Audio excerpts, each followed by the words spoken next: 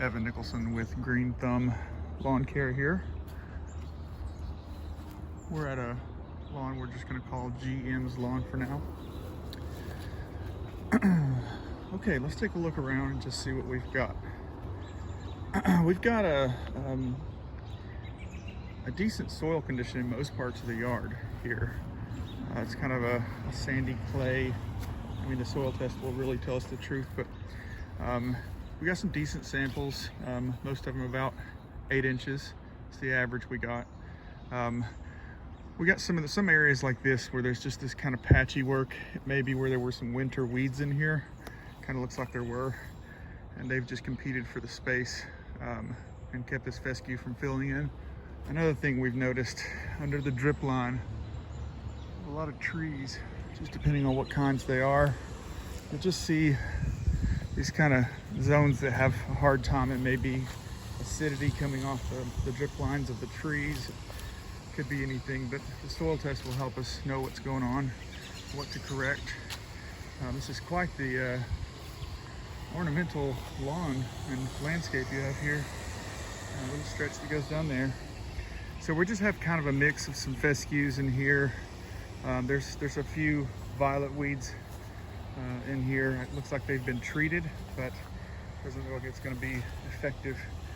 They're kind of hard to take care of, but we've got a cocktail that we use for them that will usually eradicate them within a season or two.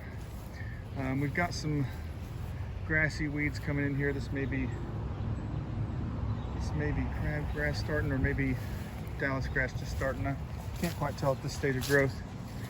And then as we get up onto this hill here in front of the front door, it's a little bit more fescue-y than the rest of it. It's coming in pretty thick here. I'm not sure whether this was sodded or just seeded a little better than the rest of it.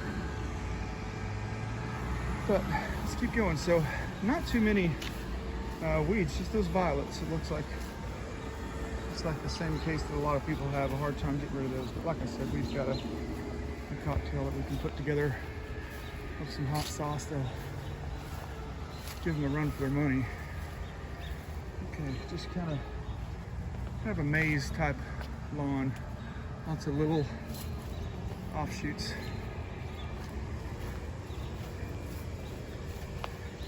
One of the products that we use is a organic based humic acid product that just kind of gets down in the soil and gets the soil working real well and gets the microbiology of the soil alive and well, so that it can digest and make available the many nutrients that are already here, and the many nutrients that we will add, make them bioavailable for the grass. And we seem to see really good results. Mike and I have been using this for years. Mike's been doing this for 34. I've been with him for 4. And we just have superior results with these products that we use, these humic acids, these natural organic based products that get nutrients into the soil and gets this biome, underground biome that we have here just thriving, so that the top side that we see can thrive as well.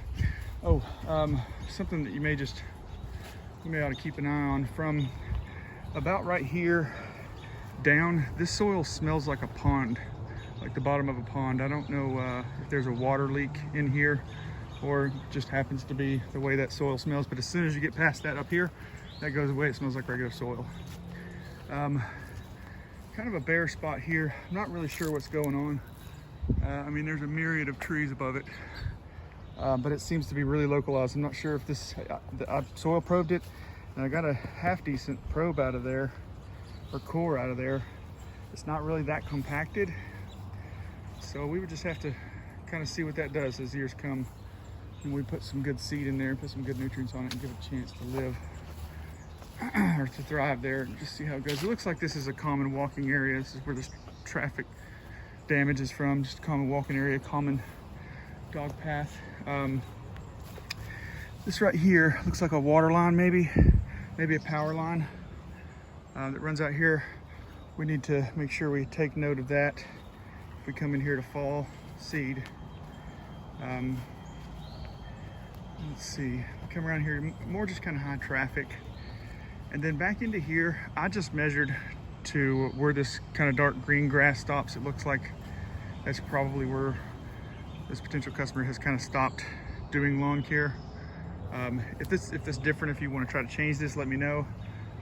Conditions underneath this really thick trees here don't look too well. You've probably discovered that in the past, but we can give it a shot, see what comes up. We could possibly put some shade seed over there, see if it'll take. So we just kind of followed around. Love the garden, by the way. I'm a big tomato fan myself. I just harvested my first 1-pounder a week ago.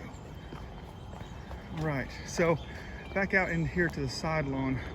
It's a pretty big area here. Most of it looks decent. It's not in real bad shape. It just needs that extra little oomph, that boost to get it to fill in. And like I said, this may have been a lot of pressure from winter weeds that's kind of kept this a little bit thinner here and not staying as thick as we want, but we can get rid of those as well. And this looks like, yeah, this is gonna be Nimble-Will. We can take care of that as well. Get it out of here so we can get that fescue in here. Again, just a few more violets, a few grassy weeds. This may be foxtail. I would have to see it when it's not freshly cut. We could get rid of that as well. It may take a season or so to get rid of that. It's not a real quick fix. We really need to get in here. Yeah, we got some goose grass, some more grassy weeds in here up underneath these trees. When we get these thin spots in the fescue, it just gives opportunity for the weeds to do as they do and just be opportunistic and take over where they can. And part of our strategy is just to get the desirable grasses to become so thick in the lawn that we just don't have much competition. The weeds just can't eke an existence out when we get it nice and thick. So that's the goal. Now underneath these trees over here, we get really compacted. When I first started pulling cores over here, I was getting 2-inch cores. So, and it's really clay, a lot of clay in here.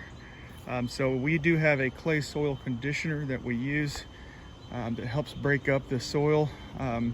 We have natural aeration products as opposed to core aeration that we would put down here, maybe concentrate the clay soil conditioner a little bit more here underneath these trees to try to help break it up.